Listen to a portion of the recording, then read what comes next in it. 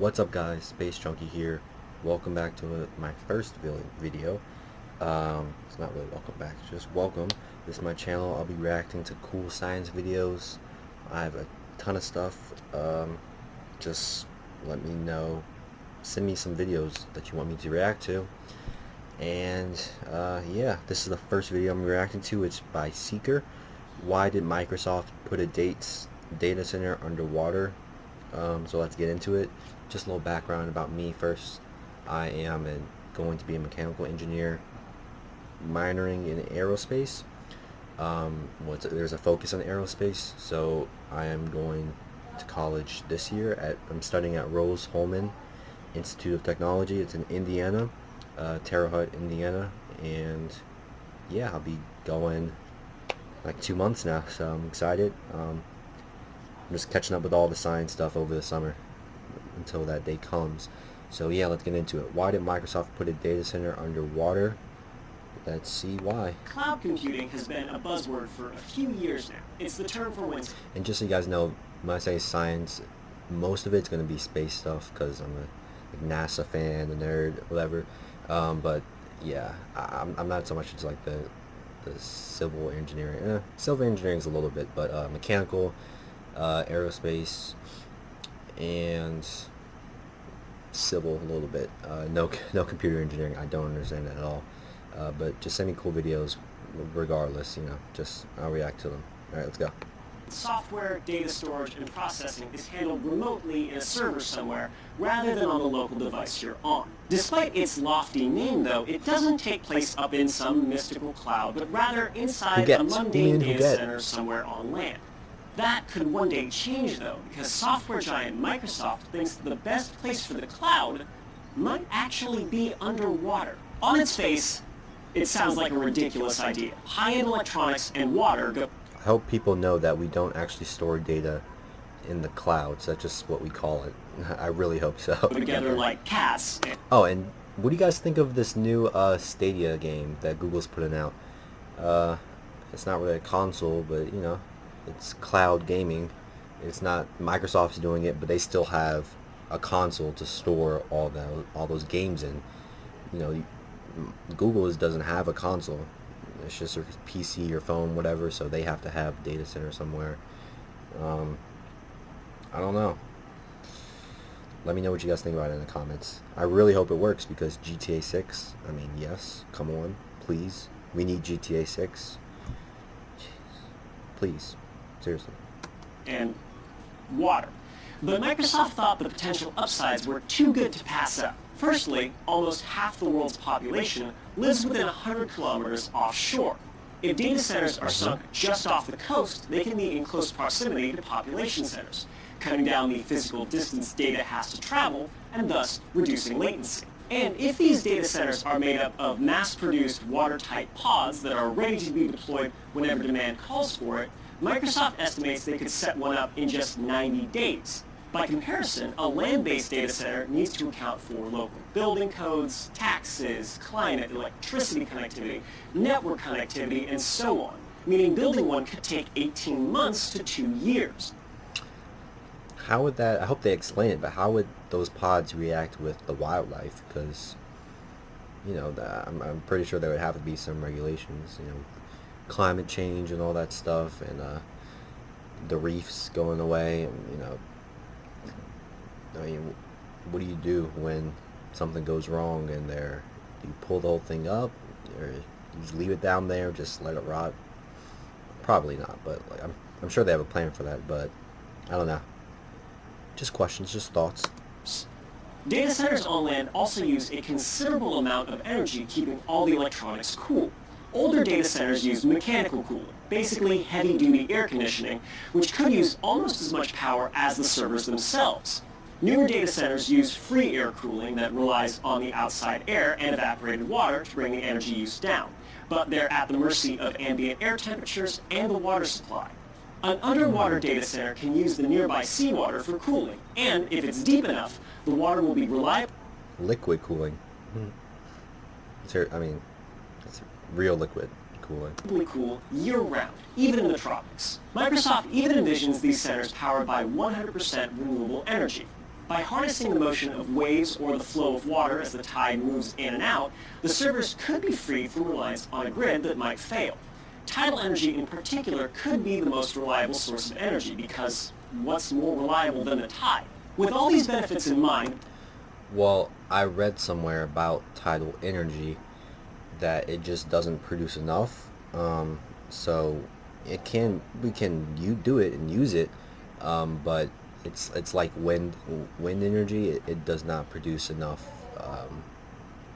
It just doesn't produce enough energy, for pretty much any city to run off of.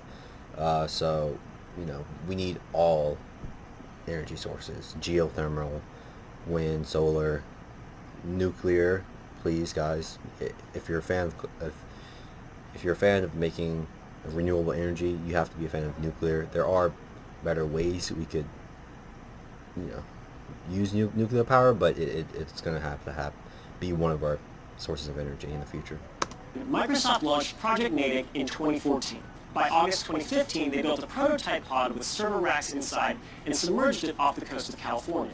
The experiment ran for 105 days, and all the while the servers stayed as cool as those in mechanically cooled data centers while using only 3% of the pod's total energy consumption on cooling. Satisfied with the first test, Microsoft built a full-size pod that's as big as a shipping container and submerged it in June of 2018. The location they chose was by the Orkney Islands off North Scotland, which happens to be the home of the European Marine Energy Centre, the world's largest test site for tide and wave energy. Just so happens. Microsoft plans to run the pod on the seafloor for years to test the logistical, environmental, and economic viability of this novel idea. Of course, if they drop it in How many years did you say? Energy. Microsoft plans to run the pod on the seafloor for years to test the... For years. So he didn't give an exact number. I don't know if they say, but let's just say it's 2 to 3. Logistical, environmental, and economic viability. That should be enough time. You still won't see how the metal deteriorates, or, what if there's a leak? What do? You won't know until your data is just gone, unless you have people check on it, once a week, once a month. You wouldn't know. So I don't know. It seems like an expensive fault, and because data centers, that's where the internet lives, that's where information lives. So right now, information is power. Not only power, it's also money. So it can cost people jobs if they are relying on those data centers, and we just get rid of the land-based ones. Of this novel idea. Of course, if they drop it in the sea for years at a time, that means they can't perform maintenance on it if something breaks. Okay, so you can't perform maintenance underwater, so that means you have to have a ship come and drag this thing every time you want to fix a leak, plug in a cord because it fell out because a wave came by. That's going to be very, very expensive to have a ship nearby every data center, or at least every city that has a few data centers. And I don't know. Let's just hope they make it more accessible. Let's just hope this is a prototype. Microsoft spins this as a good thing, because if there's no humans down there mucking with the servers, they can't break anything else either. But you also can't fix anything else, Microsoft. You have to be 100% certain. It's like sending, something up to space. It's not coming back down. You gotta, in this case, it's not coming back up. It's not going to float. Maybe that's what they could do. They can make it floaty. But that would be too hard, I think, to make it floating. It'd be a cool concept, though, just because they're always talking about floating cities. It wouldn't be too complicated. Floating cities are almost a thing. Make floating data centers. The same concept, is just boom, right there. Attach a little anchor to it so it stays in place. Now you got yourself a floating data center, and you can access it from the top whenever. I think that would be a better solution, but I'm not the head of Microsoft, so And because there are no humans inside the pod, Microsoft could remove as much moisture as possible and fill it with nitrogen to keep connectors inside from corroding. Now we just wait and see if the pod can stay watertight, if renewable marine energy can power it, and if the saltwater cooling system adapted from submarines can run for... I get it. Wait, I'll rewind it. So they want the pod, all the electricity, to be generated from wave energy. Okay, that might be viable, but yeah, I don't know how much energy the tides produce. Actually, I'll look it up after this video. Connectors inside from corroding. Now we just wait and see if the pod can stay watertight, if renewable marine energy can power it, and if the saltwater cooling system adapted from submarines can run for years without barnacles fouling it up. If the experiment goes smoothly, we may soon be browsing the web or playing video games on servers tucked inside mass-produced pods sunk off our shores. Thanks for watching. Be sure to subscribe because we'll tell you everything you wanted to know about the internet. Okay. Now let us see how much energy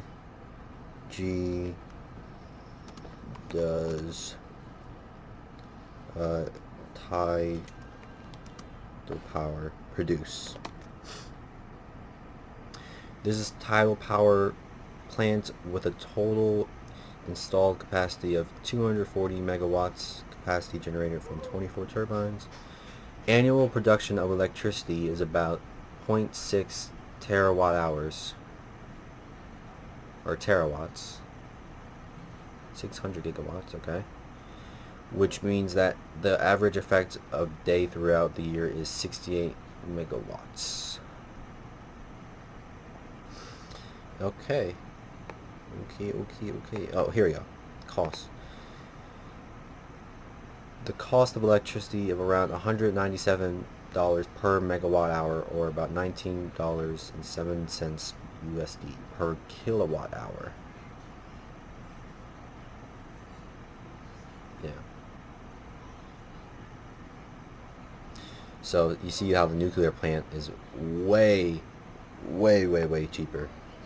But it also is older technology, so we'll see how that advances in the future. Alright guys, see you in the next video. Peace.